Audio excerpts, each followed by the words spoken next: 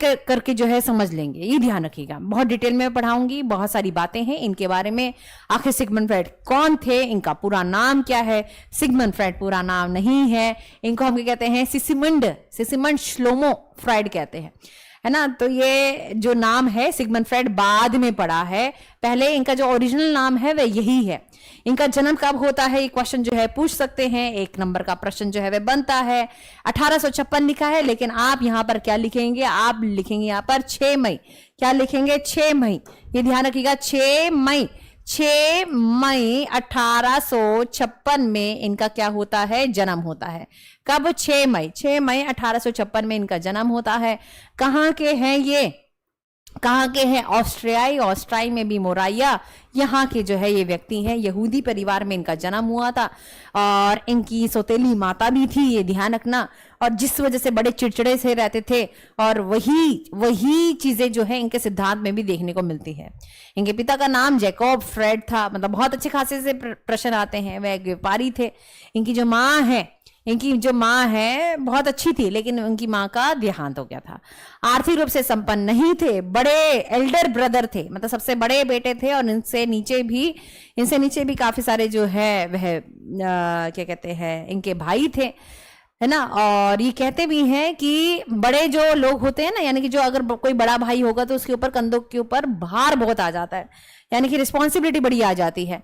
तो बचपन से ही ये बहुत अच्छे छात्र रहे हैं, पढ़ाई लिखाई में बहुत बढ़िया रहे हैं। और इन्होंने पीएचडी तक भी, मतलब अगर हम शिक्षा की बात करें तो शिक्षा में भी इन्होंने बहुत सारी चीजें जो है वह हासिल करी हैं। बहुत सारी चीजें, मतलब इन्होंने ये मेडिसिन के क्षेत्र में भी थे, चिकित्सा के भी क्षेत्र में थे। नर्वस सिस्टम यानी कि पूरे दिमाग को पढ़ लिया, यूं समझ लो, या फिर पूरे के पूरे शरीर के नर्वस सिस्टम या तंत्रिका तंत्र को पढ़ लिया, मस्तिष्क को समझा, और उसके आधार पर इन्होंने कई सारी संरचनाएं दी है। ये ध्यान रखना।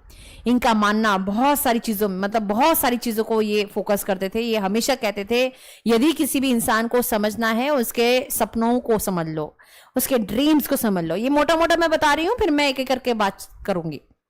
यदि भी किसी भी इंसान को समझना है, उसके अवचेतन मन को समझो।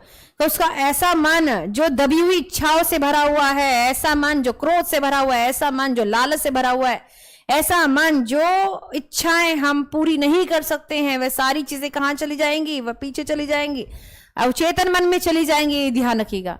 तो अगर आपसे पूछा जाए कि इनका सिद्धांत पूर्ण रूप से किसके ऊपर आधारित है, ये कहते हैं कि मनुष्य का जो अवचेतन मन है, जिसको वह पूरा नहीं कर पाया है किसी कारणवश, है ना, पूरा सिद्धांत इसका पूरा सिद्धांत जो है किसके ऊपर घूमता है? अवचेतन मन। यूं समझ लो, ये हमारा एक पिटारा है दिमाग का, और वह सबसे ज्यादा जो भाग है वह अवचेतन मन से भरा हुआ है। अवचेतन मन। तो कभी कभी ना अनकॉन्शियस माइंड की मैं जब भी बात करूंगी, ध्यान रखना, अवचेतन मन जब भी मैं बात करूंगी, इसका मतलब क्या होता है? इसका मतलब होता है, इसको हम अंग्रेजी में अनकॉन्शियस माइंड भी कहते हैं। अनकॉन्शियस माइंड का मतलब होता है दबी हुई इच्छाएं, नकारात्मक इच्छाएं। नकारात्मक, सकारात्मक नहीं होती है, नकारात्मक ही होती है। तो नकारात्मक इच्छाएं, ठीक है। सपनों से जुड़ा है ये। किससे जुड़े होते हैं? सपनों से, हमारे ड्रीम से जुड़ी होती है ये सारी की सारी इच्छाएं।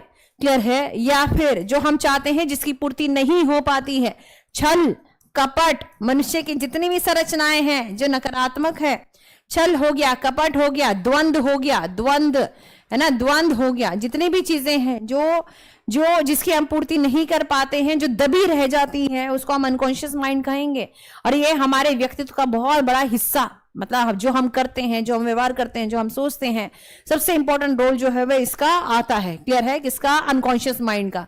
तो कभी भी मैं बोलूं कि अनकॉन्शियस माइंड का मतलब क्या होता है, अनकॉन्शियस माइंड का मतलब ये समझ लीजिएगा कि दबी हुई इच्छाएं जिसको हम पूर्ति नहीं कर सकते, इसमें क्रोध, अग्नि, ज्वाला सब कुछ आ जाएगा, सारी की सारी नकारात्मक चीजें आ जाएंगी। ध्यान रखना, नकारात्मक इच्छाओं से ये भरा होता है, इच्छाओं से यह भरा होता है। ये कौन कहते हैं? ये सिगमंड फ्राइड कहते हैं। तो इन्होंने यही कहा कि यदि किसी भी मनुष्य के पूरे कैरेक्टर को, पूरे चरित्र को जानना है तो उसके अनकॉन्शियस माइंड को समझ लो। यदि किसी भी व्यक्ति के व्यक्तित्व को जानना है तो क्या समझो? उसके अनकॉन्शियस माइंड को समझ लो।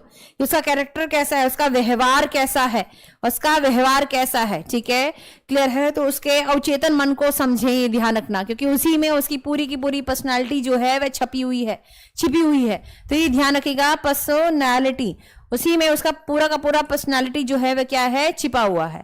तो पूरा इन्होंने यही बात करी है, सपनों के ऊपर जो है ये काम करते हैं व्यक्ति के, और इन्होंने इसी के आधार पर ही सारी संरचनाएं दी हैं, चाहे वह व्यक्तित्व की संरचना है, स्ट्रक्चर है, मन के ऊपर भी बात, सब में ये शामिल होगा ही होगा। ये शब्द या इससे जुड़ी बातें ये शामिल होगा ही होगा, या अपना पूरा का पूरा साइको एनालिटिकल थ्योरी जो है पर्सनालिटी की, वह पूरी की पूरी इसी के अंदर आपको देखने को मिलेगी। कौन सा सिद्धांत ये देते हैं, मनोविश्लेषणात्मक। तो मनोविश्लेषणात्मक का मतलब क्या है कि मनुष्य का अनकॉन्शियस व्यवहार या बच्चे का अनकॉन्शियस व्यवहार जो हमें तो ज्ञात नहीं है, ना तो बच्चे को पता है, अज्ञात व्यवहार कहते हैं इसे। बच्चों हमको खुद ही नहीं पता होता कि हम ये सारी चीजें दबा रहे हैं। तो अगर आप तनाव ले रहे हो ना, तो आप समझ लो कि ज्यादा तनाव है ना, ये भर रहा है, ये पिटारा भर रहा है, ये पिटारा भर रहा है, ये ध्यान रखना। अगर आप ज्यादा तनाव ले रहे हैं, ये पिटारा भर रहा है। तो एक बात समझ लीजिए कि अनकॉन्शियस बिहेवियर के ऊपर ये बात करते हैं, मनोविश्लेषणात्मक, मन का विश्लेषण। अभी मन क्या है, सबसे अधिकांश पार्ट जो है मन का, वे किस में समाया हुआ है, अनकॉन्शियस माइंड में समाया हुआ है। ये क्योंकि नकारात्मक भी रहे हैं, क्योंकि इन्होंने देखा है, वह पूरा जीवन देखा है, ड्रग्स के शिकार, कामुक इच्छाओं के शिकार, ये सारी चीजों के शिकार रहे हैं ये, और इसी के आधार पर इन्होंने पूरा का पूरा अपना सिद्धांत बता दिया है। ये सौतेली माता के साथ अत्याचार, ये भी इन्होंने, ये सारी बातें जो है कहीं ना कहीं इनके मन से इस तरीके से निकलती हैं। क्लियर है बात, ये इस चीजों के ऊपर बात करते हैं। आइए भाई, तो मोटा मोटा तो आप जानते हैं, लेकिन सच में इनकी बारीकियां क्या है, इनको हम डर्टी सेक्सोलॉजिस्ट भी क्यों कहते हैं, क्योंकि ये कहते हैं कि सारी चीजें जो हमारी जो मेजर ऊर्जा होती है वो कामुकता से जुड़ी होती है। कामुकता समझते हैं कि नहीं, सब समझदार है, तो कामुकता से जुड़ी है, ये ध्यान रखना। डर्टी साइकोलॉजिस्ट भी इसे हम इसलिए ही कहते हैं, ये ध्यान रखें। तो खैर, तो ये क्या थे, एक ऑस्ट्रियाई न्यूरोलॉजिस्ट से, ध्यान रखना। मनोविश्लेषणात्मक संस्था क्या कहते हैं, सिद्धांत के ये संस्थापक रहे हैं। इन्होंने मनुष्य के तीन प्रकार के मनों के ऊपर बात करी है, जो हम करने भी वाले हैं। एक चेतन मन होता है, अर्ध चेतन मन होता है, उच्च चेतन मन होता है। ठीक है, क्लियर है बात। तो इसके ऊपर हम बात करेंगे, आएंगे इस चित्र के ऊपर, लेकिन पहले हम समझते हैं जो मेजर जो फैक्ट्स के ऊपर आधारित प्रश्न आते हैं, वह एक बार समझ लेते हैं। लेकिन इनकी मुख्य रूप से जो किताबें रही हैं, ये बहुत इंपॉर्टेंट है। ये क्या करते हैं, ये यही तो करते हैं। ये कहते हैं कि इंसान क्या सोचता है, कल सपने में क्या आया बताओ, कल सपने तो जीते होंगे सभी लोग, सपने तो सभी लोग जीते हैं, तो सपनों में क्या आता है बताओ, क्या आता है आपके सपनों में, क्या क्या चीजें आती हैं, है ना।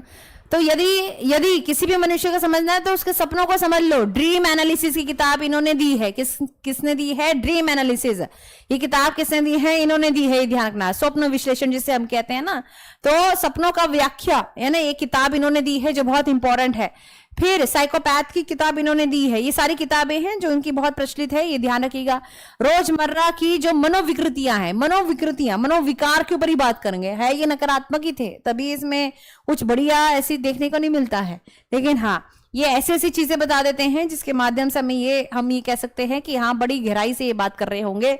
The psychopathology of everyday life जिसे हम कहते हैं, ये किताब की दिन भर में बहुत सारे उतार चढ़ाव आते हैं आपके जीवन में, है ना। दिन भर में बहुत सारे उतार चढ़ाव आते हैं, बहुत विकृत व्यवहार भी आप करते हो, नकारात्मक, विकृत मतलब नकारात्मक व्यवहार भी करते हो, तो उसके ऊपर जो है इन्होंने किताब लिखी है। सेक्सुअलिटी के सिद्धांत पर 3 निबंध। करते क्या है, यही तो बातें करते हैं, कामुकता के ऊपर जो है बात करते हैं, लिबिडो के ऊपर बात करते हैं। ठीक है, क्या होता है एक एक करके हम बात करेंगे। आनंद सिद्धांत के पार मतलब बियॉन्ड द प्लेजर प्रिंसिपल भी कुछ है, इसके ऊपर बात करते हैं। सारी किताबें हैं। टोटम एंड टैबू है, मोसिस एंड मोनोथिज्म है, ये सारी किताबें हैं।